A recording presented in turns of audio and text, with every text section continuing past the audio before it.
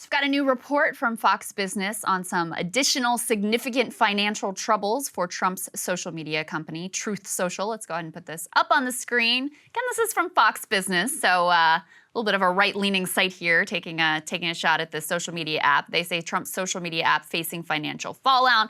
Truth Social's finances may be in significant disarray, sources say. I'm sure everyone will be shocked by that.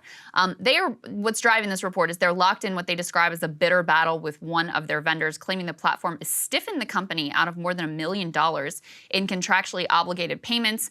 In October, RightForge, that's the company that they're in this dispute with, they had announced they entered into this agreement to host Truth Social. RightForge is this very sort of like ideological group. I know some of the guys involved. You can imagine. I mean, you know, their whole thing is like, we're going to be a place where we don't discriminate against your political views and free speech and all of that stuff. So they make this deal with Truth Social, but they now contend they have reneged on their contractually obligated monthly payments for setting up the platform's web servicing infrastructure. That's according to 3 people with direct knowledge of the matter, and those people say that Truth Social made just 3 payments and then just stopped paying around March.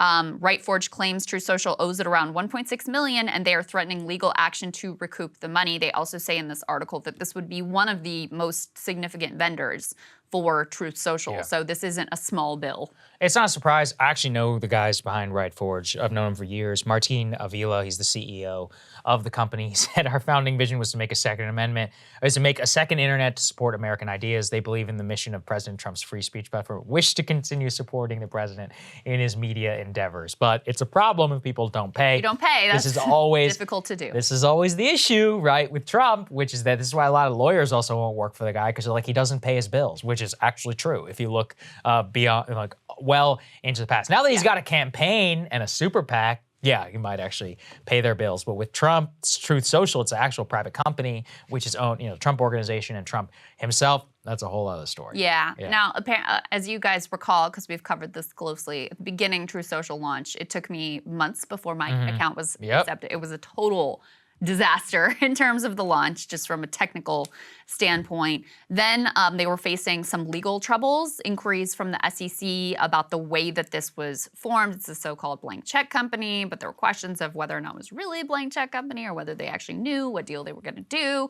So there have been inquiries into that. And now you have these reports of, if a company isn't paying their bills, it's not a good sign in general. Now, it could be this is just sort of like Trump's typical practice of screwing over vendors and contractors, or it could be that they're in like relative financial distress and don't really have the cash to be able to pay up. Well, how do they make money? Right. Ads? Like, that's right. Ask Twitter how that's been working out for them for the last time. Well, and we know as people who have launched, a small business that the energy is greatest right at the beginning. So the fact that they screwed up their launch so badly, I'm sure was a major hit to them in terms of, how many people like went and tried to sign up and it didn't work and they're like, screw this, and never went back. I'm sure a lot of people felt that way.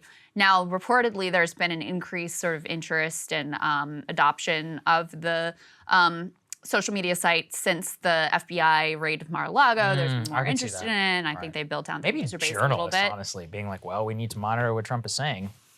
True. Yeah. I've been seeing a lot more of his truths out there recently, so it has made it a little bit more relevant, so perhaps that will be enough to overcome their apparent financial difficulties. Cable news is ripping us apart, dividing the country, making it impossible to function as a society, and making it impossible to know just what is true and what is false.